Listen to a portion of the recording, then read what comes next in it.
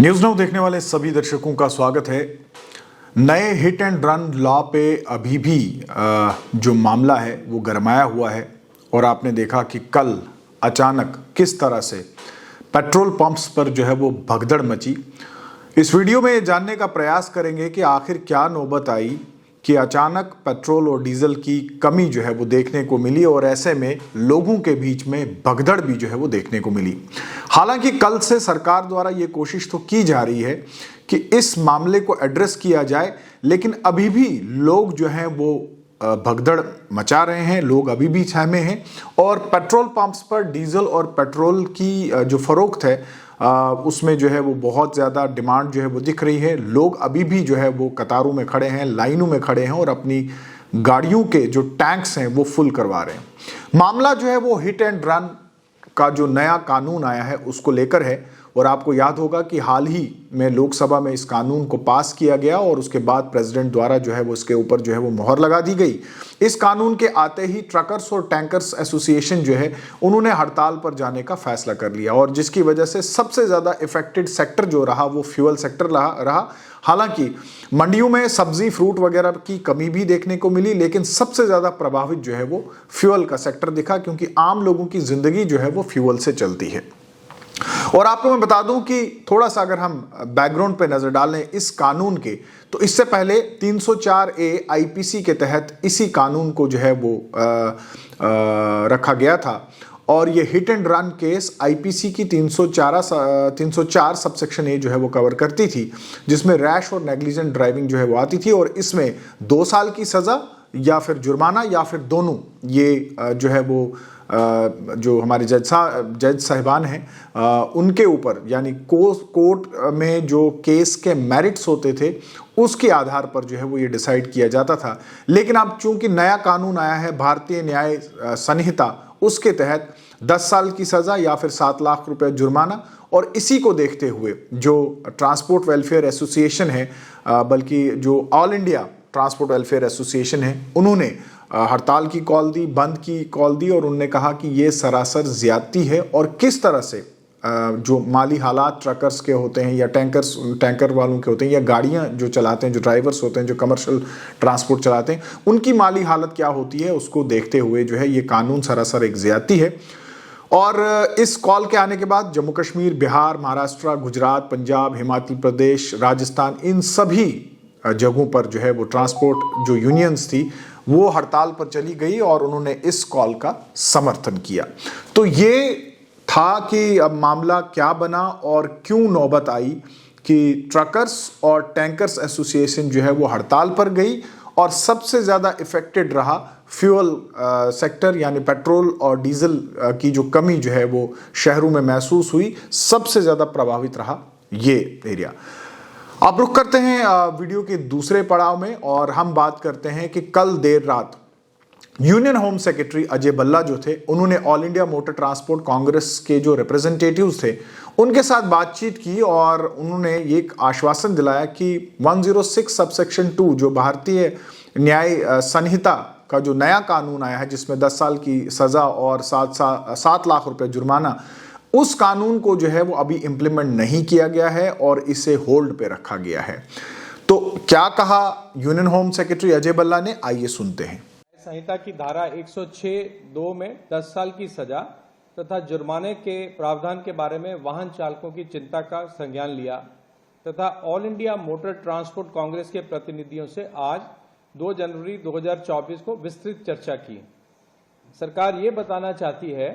कि ये नए कानून एवं प्रावधान अभी लागू नहीं हुए हैं। हम ये भी बताना चाहते हैं कि भारतीय न्याय संहिता की धारा 106(2)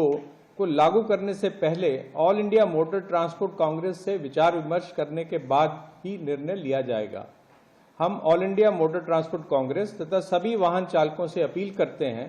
कि आप अपने अपने कामों पर वापस लौट आएं। धन्यवाद। तो ये आपने सुना कि union home secretary Ajay Bhalla जो थे उन्होंने साफ तौर पर कहा कि कानून जो है वो इम्प्लीमेंट अभी नहीं होगा, होल्ड पे रखा जाएगा और जो all India motor transport Congress के रिप्रेजेंटेटिव है उनसे ये जो है वो बातचीत की गई है और दोबारा से ये चीज़ डिस्कस होगी।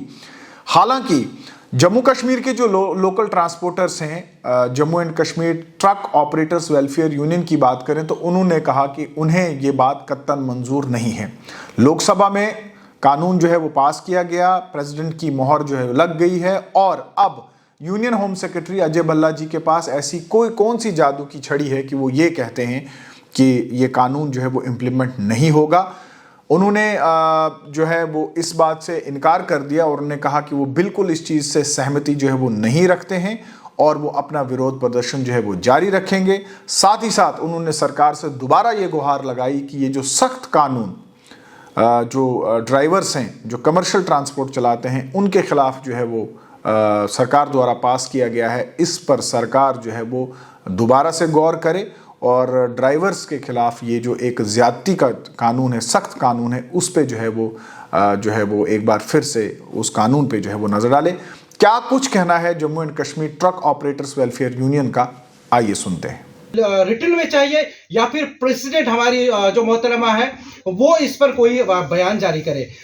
मैंने जैसे मेंशन किया है, कानून पास हुआ है, इसको प्रेसिडेंट की मंजूरी मिल गई है। अब इस कानून को रिपील करने के लिए या लोकसभा को एक बार फिर इस कानून में हस्ताक्षर करना पड़ेगा या फिर हमारी प्रेसिडेंट साहिबा को इस पे इंटरफेरेंस करनी होगी। तो रहा सवाल ये कल से जहां से भी हम देख रहे हैं तो इस कानून का जो क्लास है वो गलत बोला जा रहा है। कल भी अजय भल्ला जी ने, आपने देखा होगा वीडियो में बोला है ये जो क्लास 106 है उसका दूसरा पार्ट है। हमने इसको स्टडी किया है, जो ये भारतीय न्याय संहिता है ये क्लास 104 का 1 और 2 पार्ट है। तो ये क्लास 106 जो बोल रहे हैं, क्लास 106 जो है वो है सुसाइड को लेकर। तो मैं एक बार फिर आपके माध्यम से अपनी सरकार के जितने भी पदाधिकारी हैं, जो हाई कमान है, उनको बताना चाहूंगा कि आप सबसे पहले, अगर आपके पास जानकारी नहीं है कि ये कौन सा सेक्शन है या ये कौन सा क्लास है, तो हम आम जनता किस तरह से विश्वास कर सकती है। तो हमारी यही डिमांड है, जिस तरह से लोकसभा ने इस कानून को पारित किया है, प्रेसिडेंट साहिबा का इसमें ग्रीन सिग्नल मिला हुआ है, तो जब तक लिखित में होम मिनिस्ट्री से हमें नहीं मिल जाता है कि हम इस कानून को रिपील करेंगे या प्रेसिडेंट साहिबा इस पे खुद हस्ताक्षर नहीं करती है, हमारा हड़ताल जारी रहेगा। तो ये आपने सुना Jammu and Kashmir truck operators welfare union जिन्होंने साफ तौर पर ये कहा कि वो इत्तेफाक नहीं करते हैं जो कुछ भी union home secretary Ajay Bhalla द्वारा जो है वो कहा गया। वहीं दूसरी तरफ उन्होंने all India motor transport Congress से भी ये कहा कि वो इस लड़ाई को जारी रखें ताकि ड्राइवर्स को जो है वो इंसाफ मिल सके। दूसरी तरफ हम लोगों से भी ये कहते हैं कि वो भगदड़ ना मचाए, पैनिक बाइंग जो है वो ना करे। अगर आपकी रिक्वायरमेंट डीजल या पेट्रोल की है तो कल तक अच्छा स्टॉक जो था वह पेट्रोल पंप्स पे जो है अवेलेबल था और लोग जो है वो थोड़ा थोड़ा पेट्रोल और डीजल दोनों जो है अपनी गाड़ियों में डला सकते हैं। लेकिन